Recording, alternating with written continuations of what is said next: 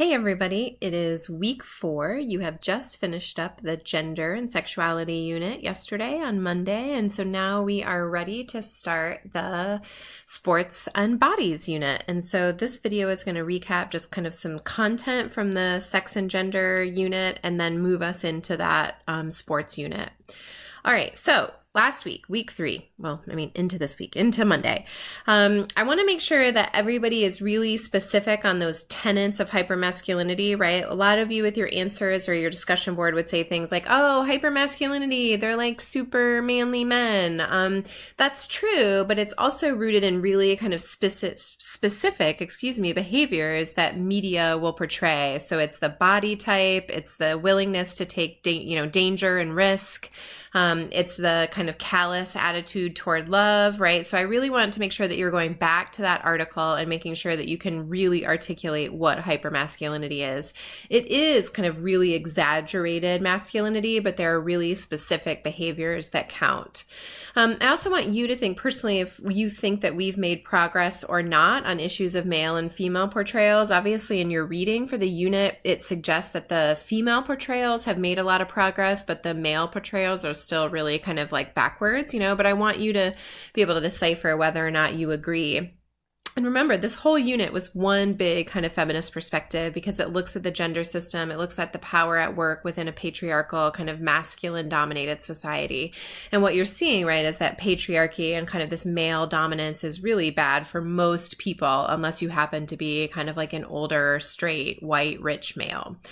And remember that the portrayals of men and women really depend on each other and on themselves, right? So a hypermasculine man really only works when it is partnered with a really docile woman, right? Or the doofy husband trope really only works if it's with kind of that control freak wife. Does that make sense?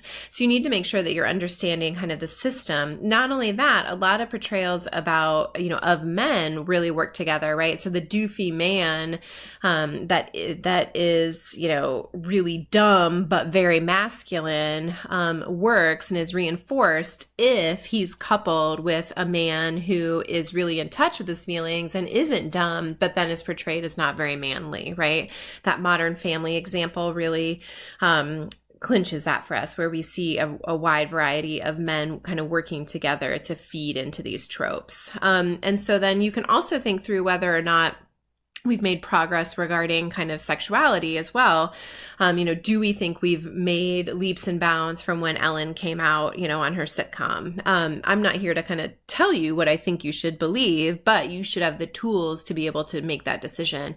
And on the exam, you'll have to provide additional examples of hypermasculinity or of these portrayals of men and women. And you'll also have to be able to identify some of the examples. All right, so now we're moving into sports, and we're going to mostly be taking a look at black bodies, but not totally. Really what we're doing is we're taking a look at bodies that don't really belong, like bodies that are unexpected or that violate expectations or violate some of our kind of preconceived rules, even if we don't think of them as rules. And black excellence is kind of a complicated concept for people because it has been really contested, especially on like Black Twitter and other spaces on the web.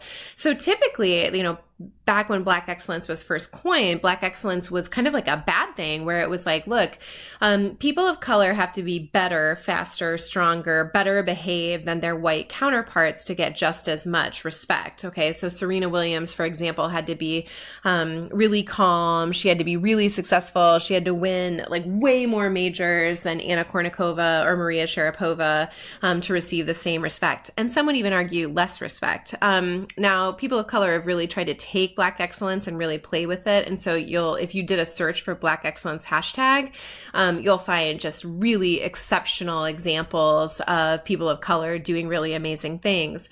But for our purposes, I really want you to think of this idea that perhaps, right, a person of color has to be better than their white counterpart in order to receive the same respect.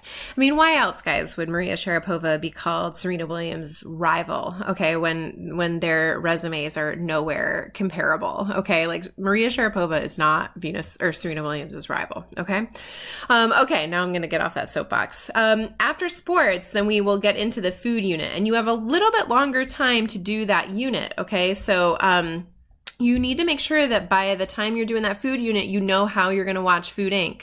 Right? It's available on Netflix streaming. It's also in our library, but it's kind of like that's your job, is to make sure that you have gotten that Food Inc. movie to be able to watch during that unit. So if you haven't done so, start working on it now.